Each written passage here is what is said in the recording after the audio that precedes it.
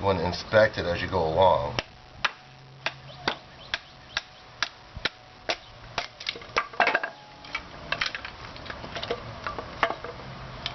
So I can use that for a chopstick. I'm going to use that for a chopstick.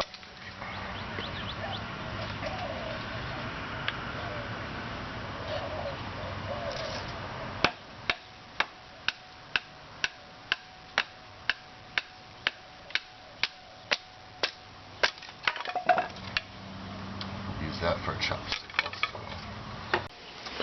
Alright. It's raining today, so I'm going to be doing my carving indoors. I brought the wood in earlier so it would dry out. I'm just going to carve my shavings right into this barbecue grill. You can see I haven't even cleaned it out yet. There's still some charcoal, there's a bunch of ash in there, but there's not too much. It'll work out. And I'm going to use my trusty Smith & Wesson. And this is cedar. And I hope you can see this. Alright. There we go. And I'm just going to carve this down into chopsticks. Is what we're doing.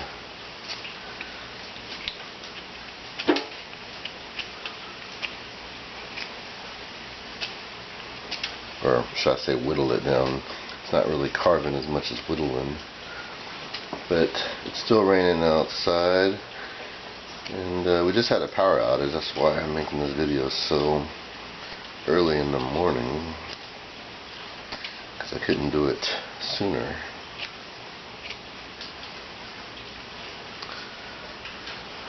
It doesn't need to be pointed, actually. Well, it needs to be tapered, but not pointed, so I'm going to have to actually chop that off. And it doesn't have to be perfect, people. It just needs to be functional.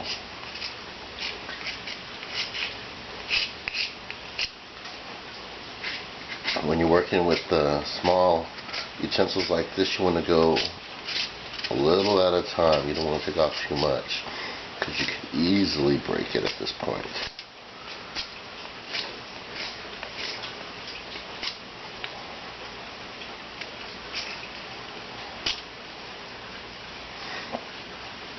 I want to try to retain as much length as possible. You always want to be looking at it so you don't get it all crooked and whatnot. Now, like I said, it's not going to be perfect. It's a little crooked. But as long as it's functional and it's not too crazy crooked to where it'd be difficult to actually eat with, then we'll be alright.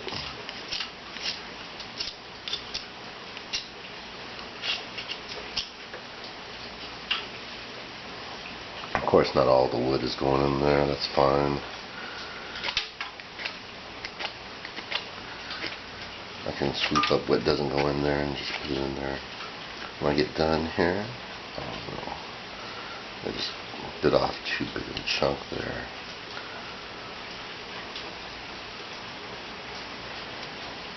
Wow.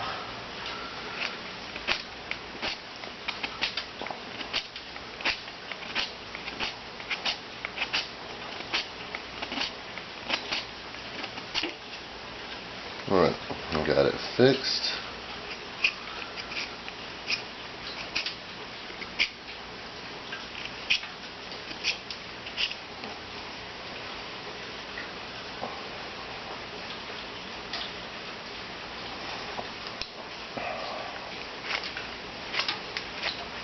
I hope y'all are getting this. Yeah, I think you are.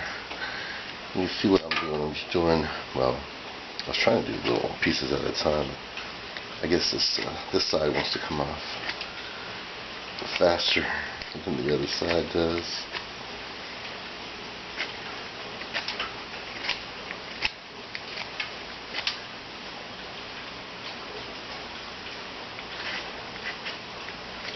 I'm gonna try to round it off and keep as much thickness there as possible now. I don't really need to make it smaller, I just need to make it rounder.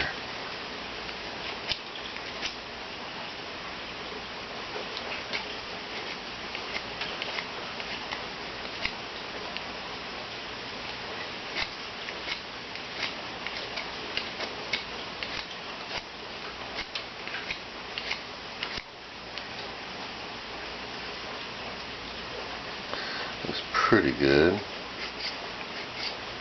A little rounder in this spot right here.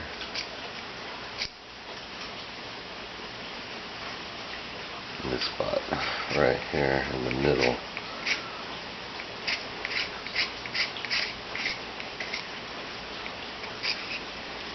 Alright, that's getting pretty close to being too thin there. But there's our basic chopstick, and I'm just going to cut off the very tip right there. Don't really want to mess up my knife, so I'm going to use it. I'm going to use my spoon that I've been working on instead of the metal. So when I go through it, it doesn't hit the metal and make my blade a little duller than what it is now. It's still not perfect right there. That's not a problem. What I'm going to do with this now is I'm going to take the 4-way file rasp to it. I'm going to carve the other one first. So let me get both of these carved and I'll be back. Alright, I've got both of these carved pretty much. Now, if you have a good knife, this is easy. You can't really do this without a knife that has a Scandi edge. You have to have a Scandinavian or a saber edge on it, or a grind on it. Otherwise, you're not going to be able to work with wood. Now, I'm going to put the 4-way on this, the rasp file. But if you don't have one with you, you can just do like this and sand it. Basically, it shaves it, it sands it down, basically. And the 4-way is going to take it a little bit further and take out some of the imperfections, but it's not necessary. These are functional just the way they are. Now, if you don't have a knife, you can always just pick up a couple of sticks that are pretty thin and narrow and break them off and use them.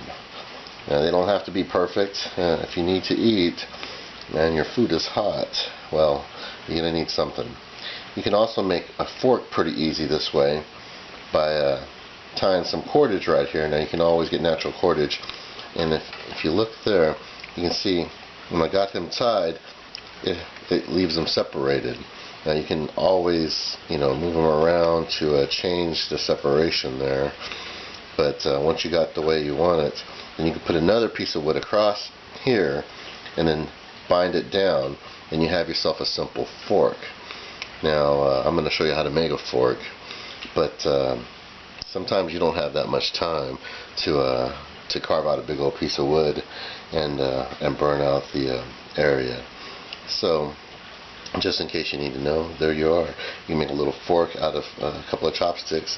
Now, once these chopsticks get sanded down properly and they get finished, then what we need to do is we need to start a fire, and we're going to need to heat these up, and that'll harden them.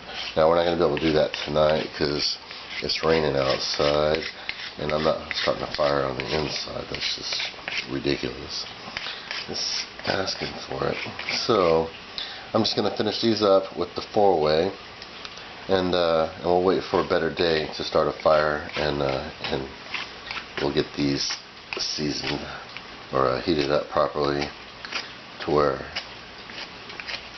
they'll be hard and not so flexible.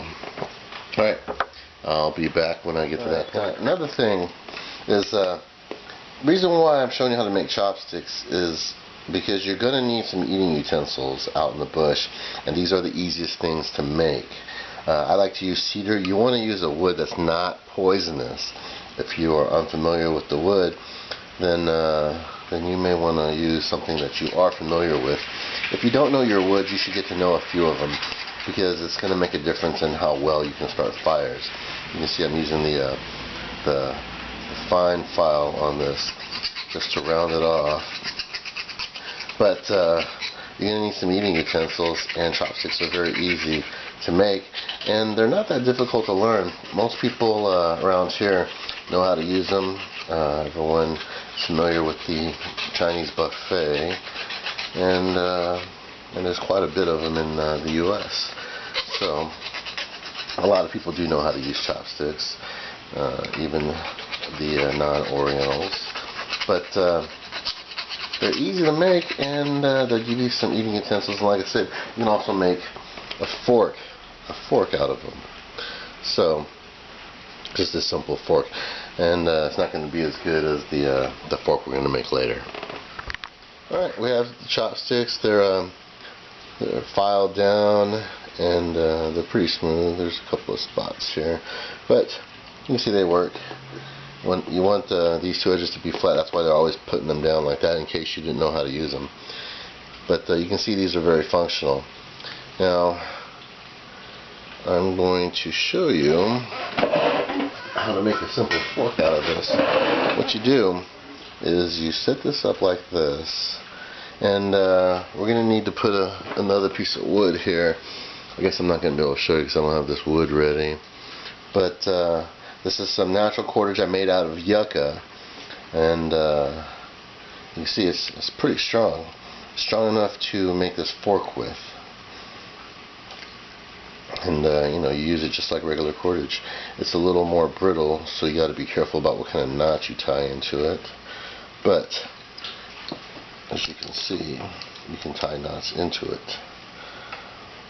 And if you shape this the right way, you pointed these out a little bit sharper, like I had them earlier, then they'd be better off for forks. But there you are. There's your simple fork. And you just poke that into your meat, and you're good to go. Alright, that's the simple fork made out of cedar chopsticks and a piece of yucca cordage there. Alright, I've made these chopsticks, and I've used a 4-way on them. I'm going to cover some other files on your multi-tools. Multi-tools are valuable because they have so many tools, but you need to know how to use the tools and when to use them.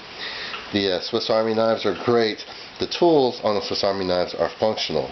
Now, this, as you can see, doesn't really have a lot of surface area, so it's not as functional as the one on my Gerber. This is the Victorinox. So for something like chopsticks, I'd use the Gerber if I didn't have my 4-way. And let me put one of these down here. See, it's got two sides, the rough one and the fine one. Now I've already done this, so I'm just going to use the fine side. And you know, it works the same way as the 4-way, it's just a smaller edge. You don't want to do it on your skin, but you want to do a little pressure from behind, so it doesn't go everywhere, or it doesn't just not get any effect there, because you want a little resistance. So I don't know if you can see that. I might not have had that, but yeah, you want to put some resistance behind the wood, so you can actually push down with some force. And you can see there's a whole bunch coming off there. It is functional. This is the U.S. Army issue Gerber, and of course Swiss Army knives. If you get a Victorinox or a Wenger, you're in good shape there. And these chopsticks just need to be fired. Alright, I'll be back with another video.